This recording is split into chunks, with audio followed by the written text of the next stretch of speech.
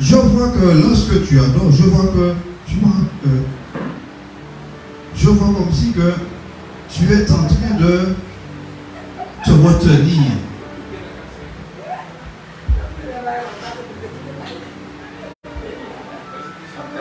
Alléluia. Alléluia.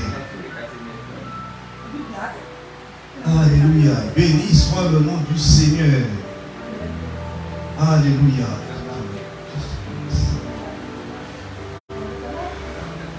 Alléluia.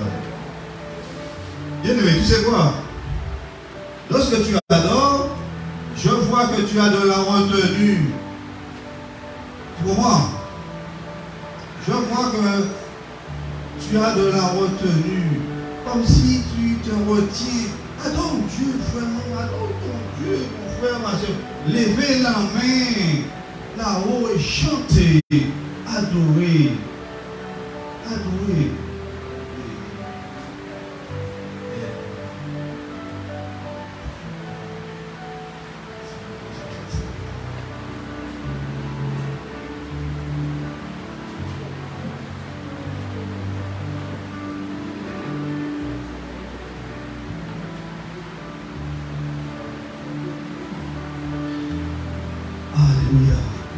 Bien-aimé, je te vois là, tu adores Dieu, mais tu as de la retenue. Laisse. Adore Dieu. Ne te retiens pas. Comment? Adore ton Dieu. Lève ta main. Lève ta main. Si tu faut crier, crier. Tu comprends? Adore avec sincérité. Adore, pas avec, comment dire, pas avec retenue. Lâche-toi. Je vais te dire une chose. Tu te rappelles quand tu allais danser? Ah, le frère Raphaël a dit, hey, parce qu'il se rappelle. Tu te rappelles quand tu allais danser? Est-ce que tu te retenais? Un frère Jean-Paul? Ah non, ils se lâchaient tous, n'est-ce pas? Ils se lâchaient tous, hein, tu comprends? Et pourquoi maintenant tu adores le Dieu véritable qui t'a appelé et que tu as de la retenue? Non, mon frère. Non. Non, ne te retiens pas. Adore ton Dieu. Adore ton Dieu. Peu importe ce que celui qui est à côté de toi, ou bien si tu es devant, peu importe ce que les gens diront. Bon, des fois tu marches, hein? Des fois tu marches et puis, tu sais, parce que l'enfant de Dieu qui marche avec Dieu, à n'importe quel moment, il peut ressentir la présence de Dieu bien fort. Et qu'est-ce qui se passe quand tu ressens la présence de Dieu bien fort? Il se passe qu'il y en a une joie, ton cœur va dégager une joie. Et cette joie va te pousser à faire quoi? À glorifier Dieu. Il va te dire, gloire à Dieu. Dis-le bien fort, les gens vont regarder comme ça, ils vont regarder comme ça, ils vont faire plisser les soucis, n'est-ce pas, frère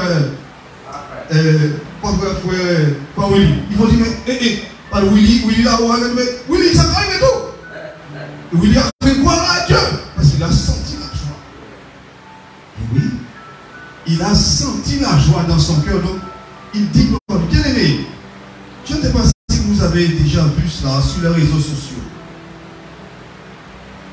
Quelqu'un a pris l'avion et puis la personne a senti eh bien la visitation du Saint-Esprit. La personne a commencé, gloire à Dieu, gloire à Dieu, gloire à Dieu. Tout le monde, il ne savait pas quoi faire avec cette personne. Dans l'avion bien enfermé. Tiens. Dans l'avion bien enfermé.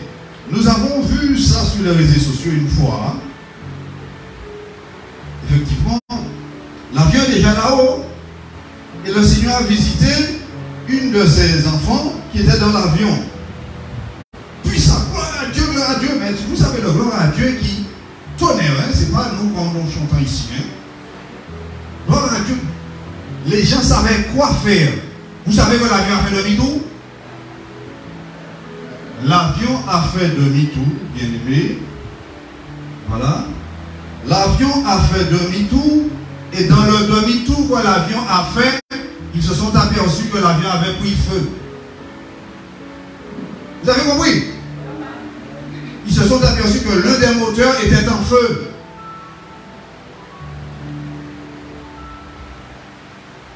Vous avez compris? Quand l'avion s'est posé, ils ont remarqué qu'un des moteurs était en feu. Donc cet avion n'allait pas poursuivre sa route. D'accord? Mais Dieu qui a eu pitié de ces 200 et quelques passagers qui étaient dedans, a touché son enfant qui était dedans pour faire l'avion faire demi-tour. C'était la seule façon, tu comprends, que quand Dieu veut, il n'y a pas l'homme ne veut pas. Vous avez compris? Moi qui me disais non, ça ne m'intéresse pas, je ne veux pas être pasteur, non, ça ne m'intéresse pas, non, ça, je suis bien derrière mon piano, là, ça va. Et on m'a dit, écoute, quand Dieu veut, il n'y a pas qu'un homme ne veut pas. D'accord? Quand Dieu veut, il secoue toute la terre à cause de toi, tout seul. Tu as compris? Alléluia! Amen. Alléluia! Oh, alléluia! C'est puissant, c'est merveilleux. Alléluia, bien-aimé. C'est merveilleux quand tu ressens l'onction du Seigneur, quand tu ressens qu'il y a quelqu'un qui t'aime. N'est-ce pas, frère Bruno? Frère Bruno, je te dis quelque chose. Frère Bruno, tu es marié, et puis tu te trouves dans ton travail, en train de faire ton travail, le travail que tu fais, tu es en train de dans ton travail, et tu as une joie qui vient dans ton cœur. Et la joie qui vient dans ton cœur te dit que ton épouse t'aime. C'est une joie très particulière. La foi, il y a une foi qui te dit en toi que tu sais que ton épouse t'aime. Tu as une joie. Mais tu vas faire ton travail avec une joie. Tu vas faire ton travail avec une joie. Bien aimé, c'est une joie qui dépasse l'entendement humain. Ce n'est pas une joie, comme on ne sait pas, c'est pas la joie que va procurer.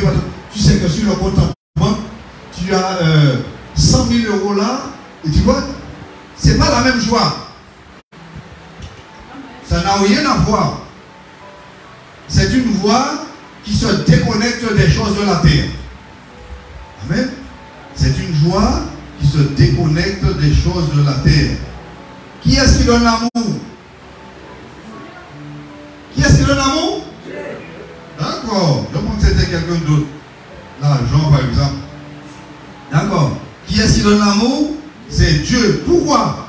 Parce que Dieu est, frère Georges, amour. Parce que Dieu est amour. Donc, c'est Dieu qui donne l'amour. Et cet amour, bien aimé, c'est ce qu'il nous a donné. Toi et moi, bien aimé, c'est cet amour que Dieu nous a donné. Il nous a fait cette grâce. Donc, nous sommes encore au-dessus, jusqu'à ce que le temps que le Seigneur nous dit, eh bien, je passe à autre chose, voilà. Mais nous sommes encore au-dessus. Bien aimé, parce que beaucoup n'ont pas encore compris, n'ont pas encore saisi. Comment? N'ont pas encore saisi, bien aimé, qu'est-ce que c'est que la grâce de Dieu? Bien aimé, viens avec moi dans le livre de Galates. Galates chapitre 2.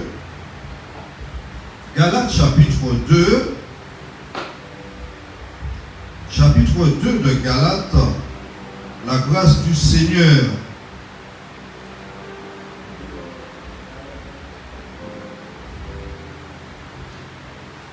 Galates, le chapitre 2.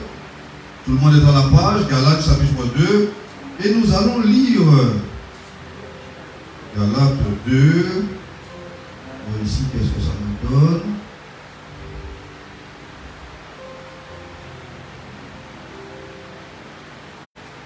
Galates 2.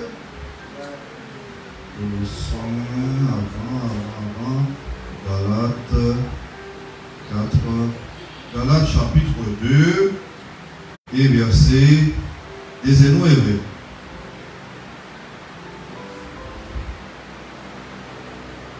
Voilà ce qu'il nous dit.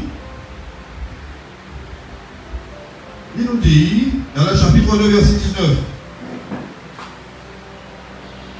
Car c'est par la loi que je suis mort à la loi, afin de vivre pour Dieu.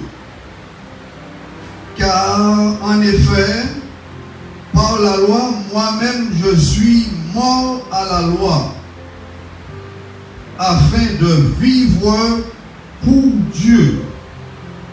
Alléluia. Quelqu'un a compris? Par la loi, je suis mort à la loi, afin de vivre pour Dieu.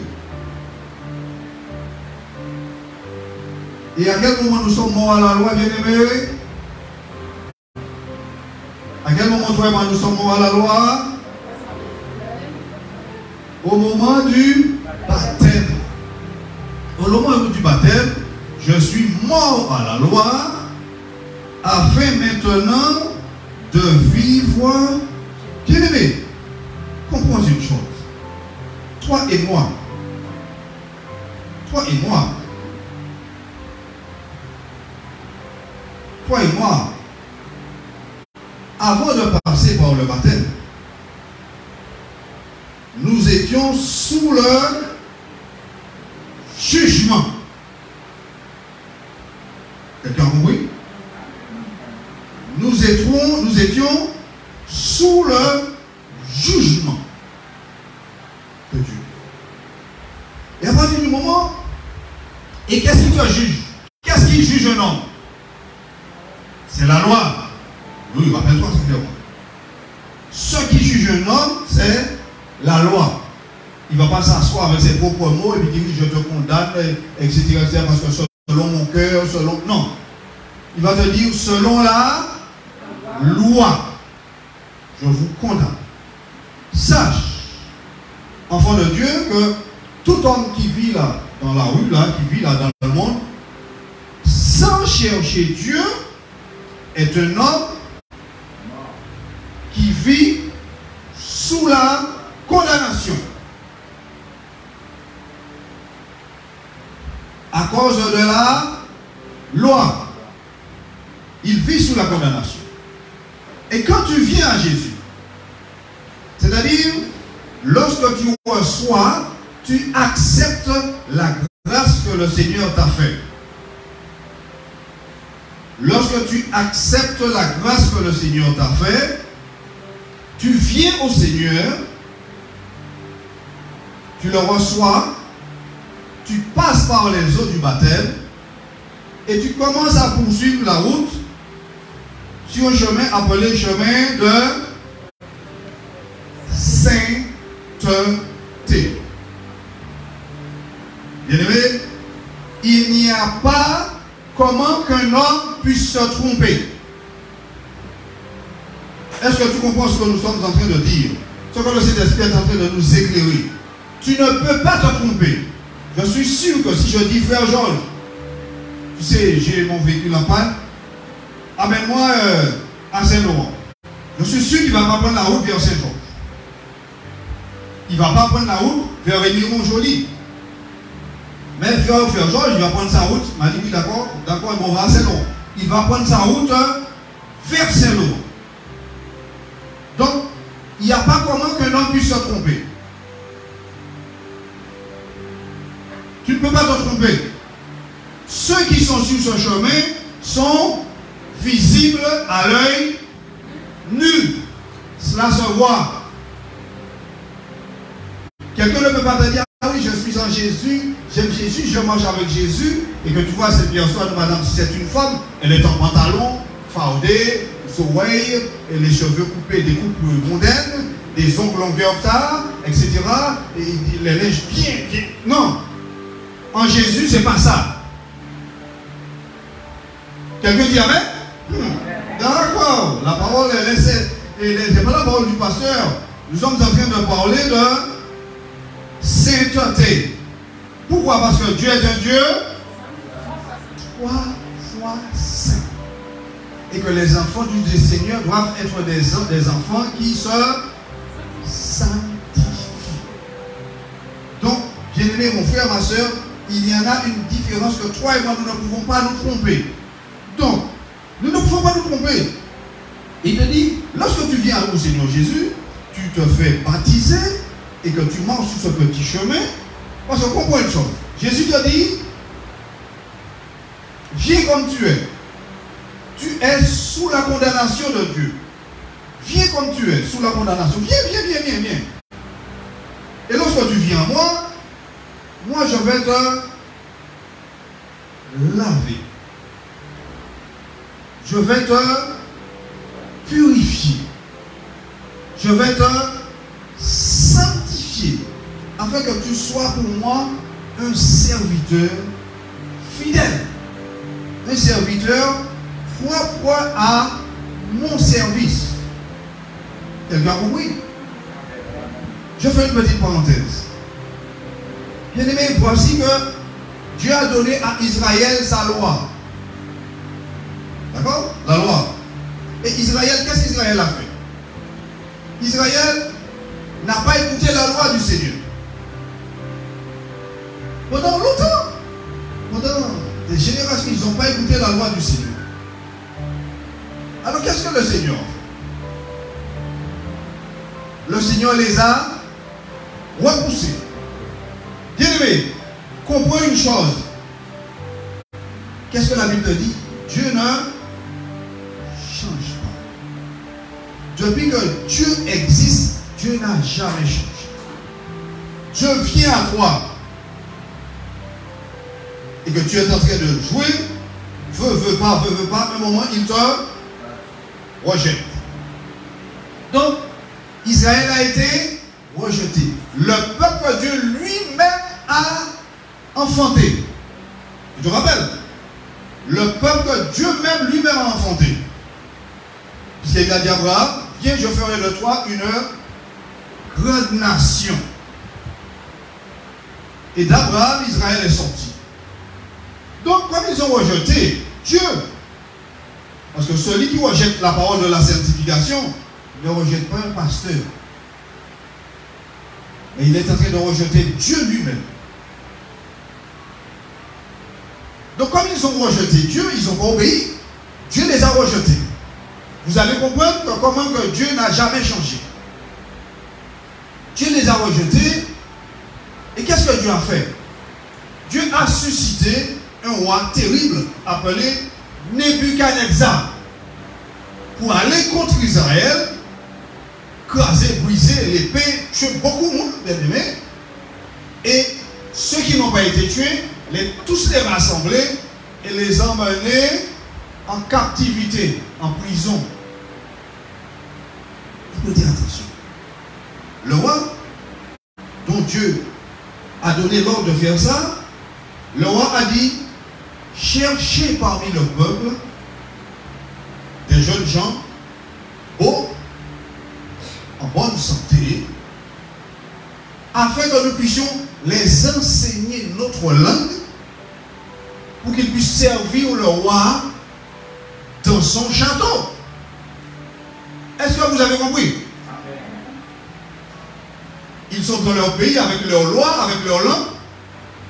Nous allons les emmener et nous allons les enseigner notre langue, nos coutumes, afin qu'ils puissent me servir dans mon palais.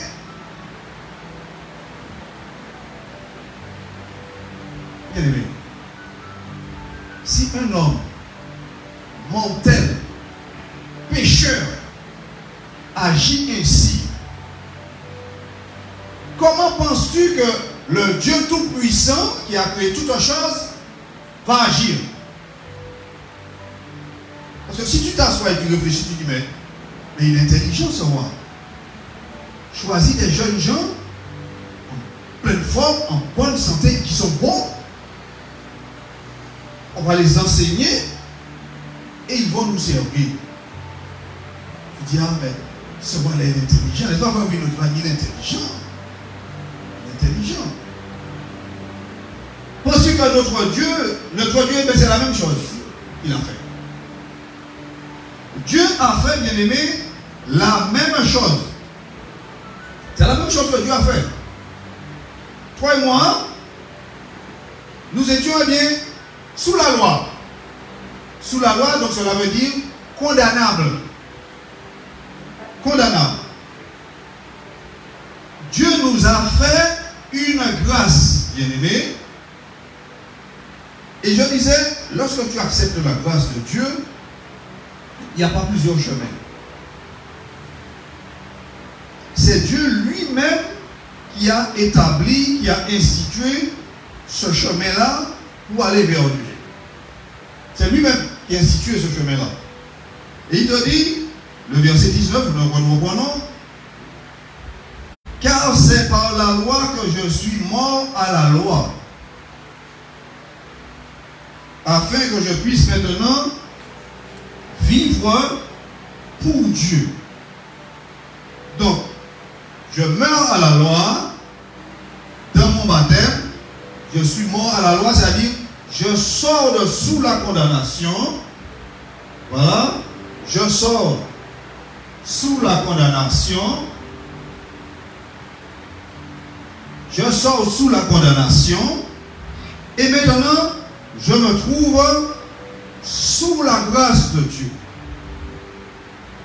Et il te dit, de part que le Seigneur m'a enlevé sous la condamnation, maintenant j'ai une façon de marcher, de me comporter. Rappelez-vous, j'ai fait allusion, le roi a pris des prisonniers, les a emmenés, maintenant on va les enseigner leur langue, afin qu'ils puissent maintenant les servir. Pensez-vous que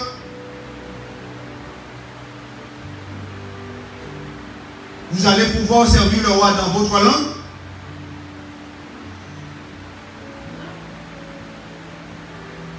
Tu as compris?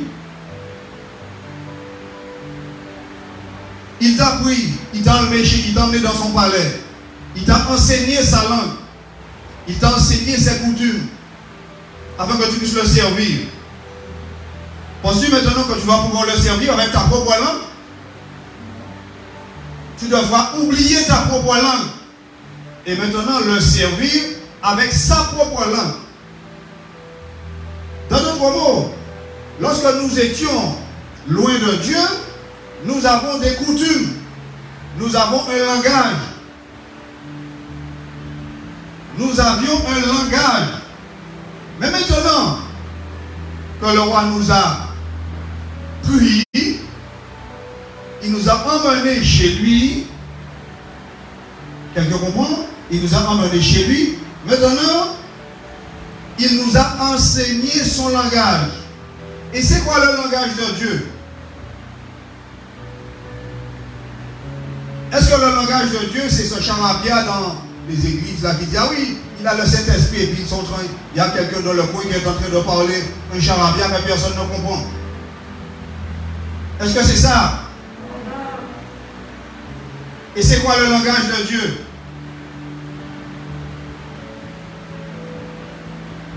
Hermano Alfredo. Amen. C'est quoi le langage de Dieu? Sœur Anne, c'est quoi le langage de Dieu? Vous savez tous quel est le langage de Dieu. Ah, d'accord. Tu la parles français, tu la parles italien, tu la parles allemand. Et Dieu parle comment? Sainteté. La sainteté, c'est le langage de Dieu. La sainteté, c'est le langage des enfants de... La sainteté, c'est le langage des enfants de Dieu. La sainteté, c'est le langage des enfants de Dieu, bien-aimés, dont il nous a donné au travers de sa grâce.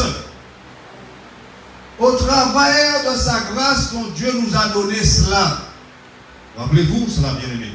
Au travers de sa grâce dont Dieu nous a donné ça. Tu sais, très clairement, les enfants de Dieu se distinguent de par leur... Comment quand tu vas discerner un Haïtien d'un Guyanais? Comment tu vas discerner un Martiniquais d'un Guadeloupéen? Comment tu vas discerner un Italien d'un Français? À cause de son langage, frère Bruno. à cause de son langage. C'est là que tu vas discerner cette personne. Tout le monde est en train de comprendre ce que le Saint-Esprit est en train de nous enseigner. Donc, les enfants du Seigneur, ils ont un langage. Ceux dont qui ont reçu justement eh bien, la grâce du Seigneur. Et ne fais pas de la grâce du Seigneur, nous ne devons pas faire de la grâce du Seigneur un moyen pour vivre dans la dissolution. Un moyen pour vivre n'importe comment. Sache ce qu'il dit, que je ne m'appartiens pas moi-même. Tu ne t'appartiens pas toi-même. Si tu dis t'appartenir toi-même, tu n'appartiens pas à Dieu. Parce que tu dis que tu t'appartiens toi-même. Ah non, je m'appartiens. Je fais ce que je veux, je mange ce que je veux là où je vais. Et bien là, effectivement, tu t'appartiens toi-même. Or, il t'a déjà dit que tu ne t'appartiens pas. Donc, dans d'autres mots, tu te fais mentir toi-même. Alléluia. Donc, bien aimé, cette grâce que le Seigneur nous a donnée, c'est pour que nous puissions vivre. Mais rappelle-toi de ce qu'il dit. Je reprends le verset, puisque le verset est puissant. La seconde partie du verset 19. Afin de vivre pour Dieu. Afin de vivre pour Dieu. Vivre pour Dieu, cela veut dire quoi? Vivre pour Dieu, cela veut dire vivre déjà sur la terre pour Dieu. Quelqu'un comprend? Vivre sur la terre pour Dieu. Cela veut dire quoi, vivre sur la terre pour Dieu? C'est-à-dire, cela veut dire vivre une vie sur la terre qui est agréable à Dieu. Il faut que dans tout ce que je fais sur la terre, que je sois juste. Il fait que tout ce que je fais sur la terre, je sois équitable. Vous savez, principalement, les gens dans leur rapport, il y a beaucoup de justice.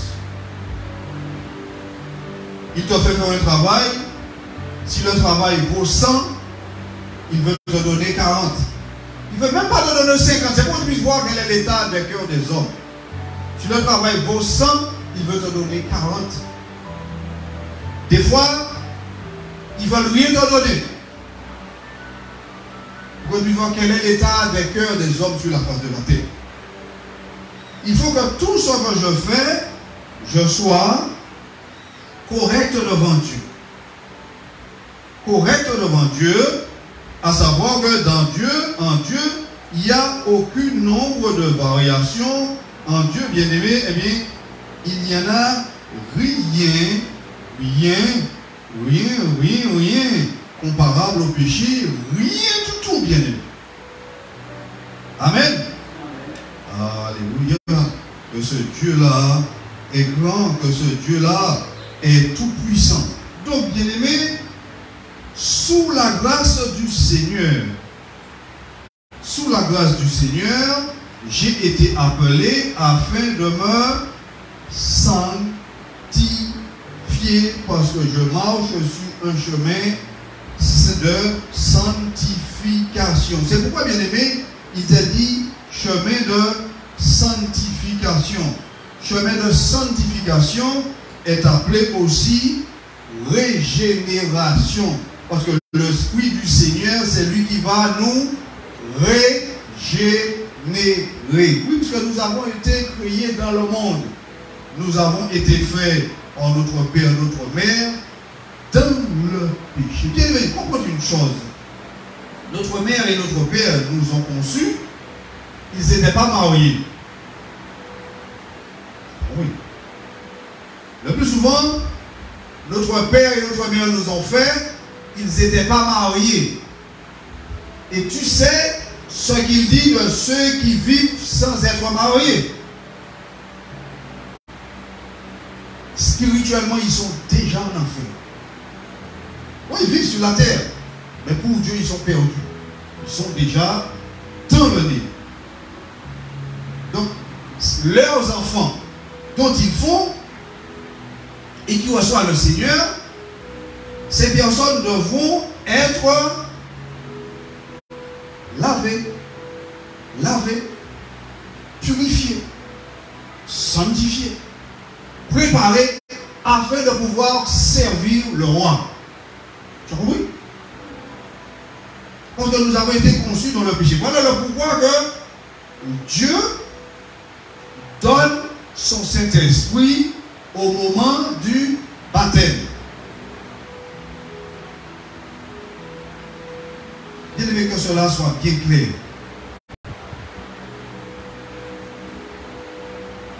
Ceux qui se font baptiser, nous l'avons déjà dit, mais quand cela vient, cela n'empêche pas que nous puissions le répéter. Parce que Dieu parle des milliers et des milliers et des milliers de fois, les hommes n'obéissent pas. Vous avez vu, les prophètes sont venus au Brésil, ils ont parlé jusqu'à... Dieu m'a montré des insectes qui piquent. Si vous n'entrez pas dans la repentance, si vous ne vous repentez pas, les insectes vont venir. Quand le prophète est parti, ils ont toujours bouché les oreilles, le Zika est venu. Depuis la mort, il a continué de parler, de dire repentez-vous, parce que ça vient si vous ne vous repentez pas.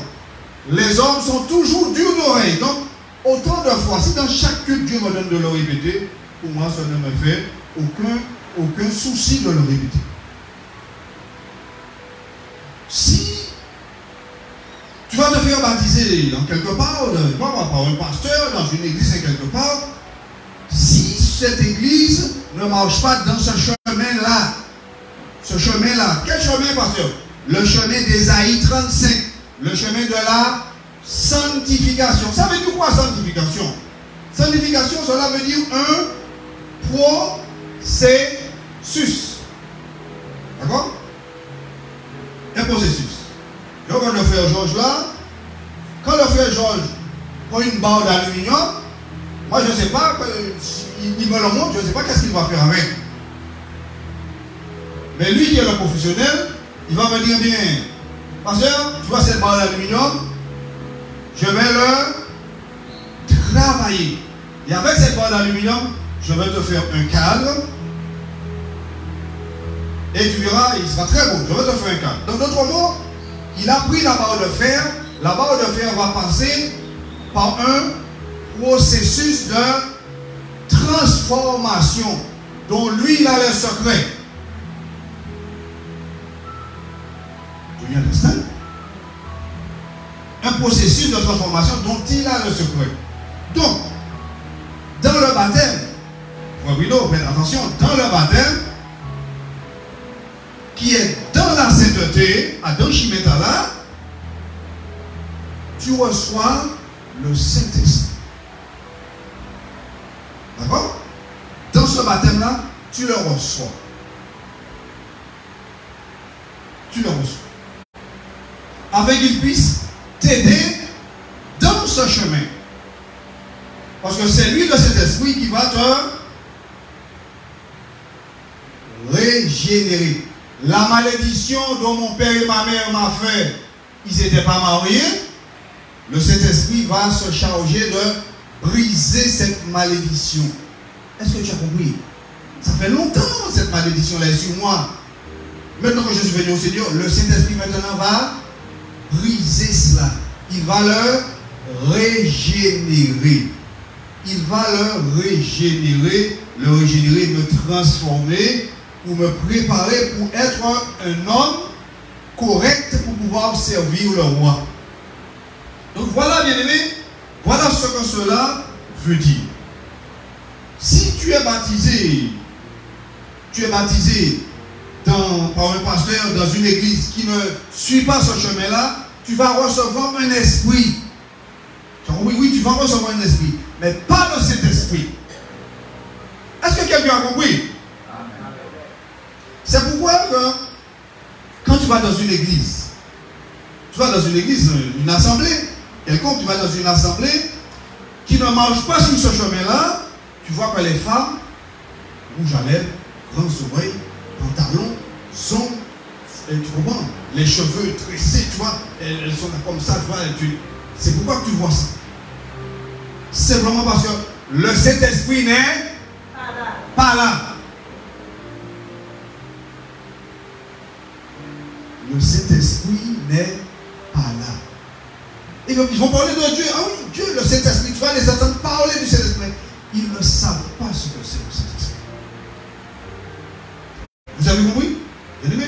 Donc, Dieu nous a appelés, bien-aimés, par sa grâce, il nous a fait cette grâce. Sortir sous la loi et entrer sous la grâce. Mais être sous la grâce du Seigneur, bien-aimé, c'est suivre un chemin bien précis. Un chemin bien précis. Mais malheureusement, beaucoup de personnes,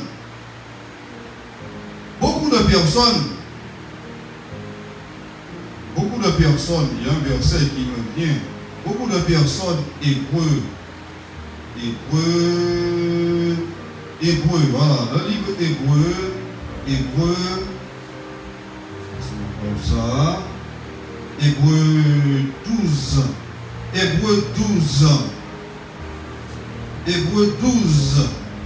12, verset 15. Hébreu 12, verset 15. Il me dit, Hébreu 12, verset 15, il me dit, veuillez à ce que nul ne se prive de la grâce de Dieu.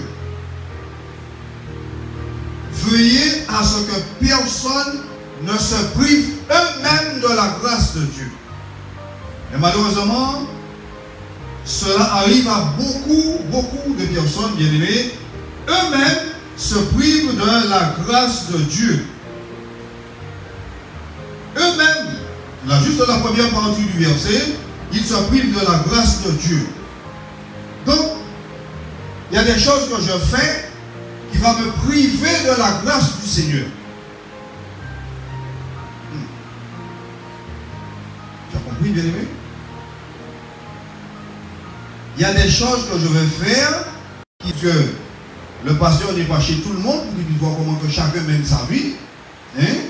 Mais il y en a de ceux qui sont sur ce chemin-là et qui se privent eux-mêmes de la grâce du Seigneur. À cause de la façon dont ils mènent, dont ils sont en train de mener leur bateau. À cause de la façon dont ils sont en train de mener leur vie. Mais il te dit, faites attention que personne ne puisse bien se éloigne ton bras est une occasion de chute, coupe-le, jette-le loin de toi. Que cet homme va te faire